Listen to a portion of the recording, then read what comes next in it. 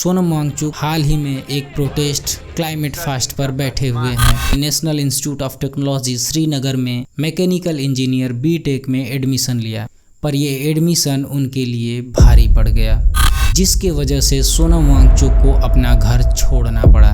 बिना मोटर के पानी पाइप के सहारे होते हुए फव्वारे के रूप में झाड़ियों पर गिरने लगा। ठंड के कारण पानी झाड़ियों पर बर्फ के रूप में तब्दील हो गया। नमस्कार दोस्तों, आप देख रहे हैं खोजबीन। 1 सितंबर 1966 को लद्दाख के एक छोटे से गांव उले टोकपो में एक बच्चे का जन्म होता है। ये बच्चा आगे चलकर साइंटिस्ट, इंजीनियर, टीचर एंड पर्यावरण प्रेमी के नाम से जाना जाता है। इनके जीवन पर आमिर खान की 3 इडियट्स मूवी बनी है। हालांकि वो इस बात को खारिज करते हैं कि ये मूवी उनके जीवन पर बनाई गई है। उनका मानना है कि हो सकता है इस मूवी का कुछ हिस्सा उनके जीवन से इंस्पायर्ड होके बनाई गई हो।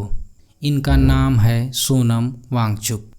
सोनम वांगचुक के गांव में एक भी स्कूल नहीं होने के कारण वो 8 सालों तक किसी भी स्कूल में नहीं गए। इस बीच उनकी माँ लद्दाखी भाषा में ही उनको शिक्षा देती रहीं। एक बार उनके मुंह बोले चाचा उनको 3-3 महीनों के लिए अलग अलग जगह पर अलग अलग स्कूलों में दाखिला दिलाया। सोनम वांगचुक बचपन से ही बहुत तेज थे, जिस वजह से वो मात्र 6 महीने में ही अपनी 3री कक्षा पास कर ली और सोनम वांगचुक की प्रारंभिक शिक्षा इसी तरह होती रही। उन्होंने क्लास 12th में दिल्ली के केंद्रीय विद्यालय में एडमिशन लिया। पढ़ाई के दौरान उनको फिजिक्स और मैथ बहुत ही अच्छा लगता था, जिसके वजह से उन्होंने ये निर्णय लिया कि वो बीटेक मैकेनिकल इंजीनियर से करेंगे और उन्होंने 12वीं के बाद NIT यानी national institute of technology Srinagar में मैकेनिकल इंजीनियर बीटेक में एडमिशन लिया, पर यह एडमिशन उनके लिए भारी पड़ गया। दरअसल उनके पिता चाहते थे सोनम वांगचुक सिविल इंजीनियर से पढ़ाई करें, जबकि सोनम वांगचुक मैकेनिकल इंजीनियर से पढ़ाई करना चाहते थे, जिसके वजह से सोनम वांगचुक और उनके पिता के बीच मतभेद हो गया और ये मतभेद इतना बढ़ गया कि उनके पिता ने उनको खर्च देना बंद कर दिया, जिसके वजह से सोनम वांगचुक को अपना घर छोड़ना पड़ा। घर छोड़ने के कारण उनके ऊपर और भी बड़ी समस्या आ खड़ी हुई। उनको आगे की पढ़ाई जारी रखने के लिए फीस इकट्ठा करनी थी। उनको कुछ समझ में नहीं आ रहा था कि वो क्या करें। तब उन्होंने सोचा क्यों न वो एक कोचिंग इंस्टीट्यूट डाल दें, जिससे उनके फीस का खर्च निकल जाए। उन्होंने देखा स्कूलों में लोग 4-4 गुना फीस बच्चों से वसूल रहे हैं। ये बात उन्हें रास नहीं आई और उन्होंने अपने कोचिंग इंस्टीट्यूट में 1/5वां भाग फीस रखा, जिसके वजह से बहुत सारे बच्चे उनके कोचिंग इंस्टीट्यूट में एडमिशन लिए और उन्होंने मात्र 6 महीने में ही 4 साल का फीस इकट्ठा कर लिया।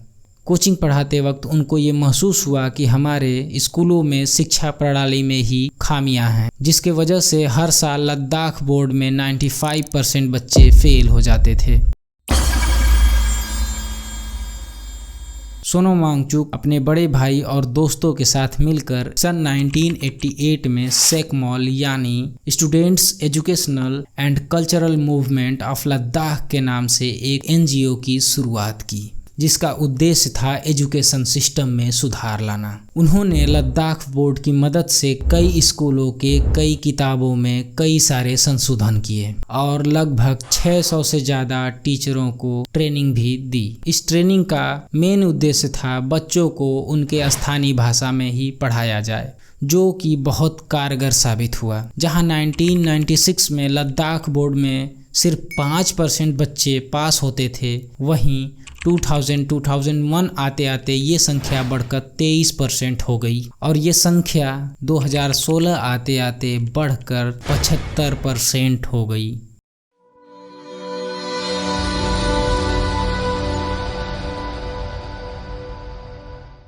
लद्दाख में बहुत ठंड पड़ती है, जिसके वजह से लद्दाख को बर्फ का रेगिस्तान कहा जाता है। वहाँ पानी तो है पर बर्फ के रूप में, जिसकी वजह से वहां खेती के लिए हर जगह पर्याप्त पानी नहीं मिल पाता था, जिसका निवारण करने के लिए सोनम वांगचुक ने एक तरीका खोज निकाला। उन्होंने कुछ झाड़ियों को इकट्ठा करके एक शंकु का आकार दिया, फिर उस बीच में एक वाटर पाइप को जोड़ दिया और उस वाटर पाइप को कहीं ऊंचे स्थान पर जहां पर्याप्त मात्रा में पानी हो उससे कनेक्ट कर दिया, जिससे बिना मोटर के पानी पाइप के सहारे होते हुए फव्वारे के रूप में झाड़ियों पर गिरने लगा।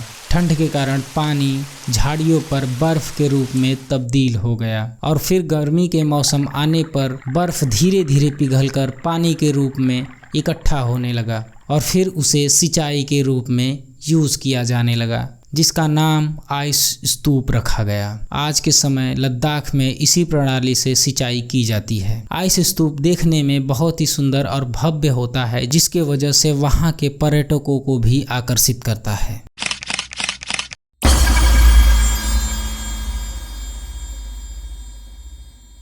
हमारे देश में हमारे सैनिक कड़ाके ठंड में भी लद्दाख में बने कई पोस्टों पर तैनात रहते हैं। वहां का टेम्परेचर लगभग -20 डिग्री से भी ज्यादा होता है, जो ठंड हड्डियां गला देने वाली होती है। इस समस्या से निजात पाने के लिए सोनम वांगचुक ने एक आविष्कार ही कर दिया। उन्होंने एक टेंट तैयार किया जिसके अंदर का टेम्परेचर बाहर के टेम्परेचर से 40 अंश सेंटीग्रेड ज्यादा होता है। आज के समय में ये टेंट हर पोस्ट पर बनी हुई है और इसका श्रेय सोनम वांगचुक को जाता है।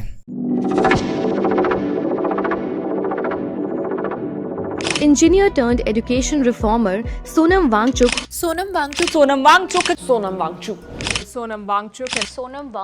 hunger strike. सोनम वांगचुक हाल ही में एक प्रोटेस्ट क्लाइमेट फास्ट पर बैठे हुए हैं, जिनका सरकार से मांग है कि लद्दाख को 6th शेड्यूल में डाला जाए। जिनको नहीं पता है 6th शेड्यूल क्या है, वो जाकर गूगल करके अच्छे से पढ़ ले। सोनम वांगचुक सरकार से चाहते हैं कि लद्दाख के पर्यावरण के साथ छेड़छाड़ नहीं किया जाए, जिसके लिए सोनम वांगचुक 21 दिनों तक नमक और जल पर जिंदा रहें। 21 दिन बाद उनकी तबीयत खराब होने के कारण उनको हॉस्पिटल में भर्ती कराया गया, पर करंट रूलिंग पार्टी चुप रही। सोनम वांगचुक की तबीयत ठीक हो जाने के बाद वो फिर से प्रोटेस्ट पर बैठ गए हैं और उनके साथ पूरा लद्दाख बैठा हुआ है।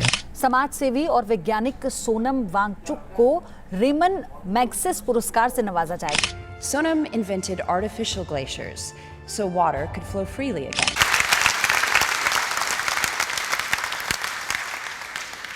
सोनम वांगचुक को अपने आविष्कार और सेवा की वजह से कई सारे नेशनल और इंटरनेशनल अवार्ड से नवाजा गया। दोस्तों, अगर आपको ये वीडियो अच्छी लगी तो लाइक करें। आपको कौन सा पार्ट सबसे ज़्यादा अच्छा लगा उसे कमेंट करें और अपने दोस्तों के साथ शेयर करें और हाँ, सब्सक्राइब करें। Thank you, bye bye.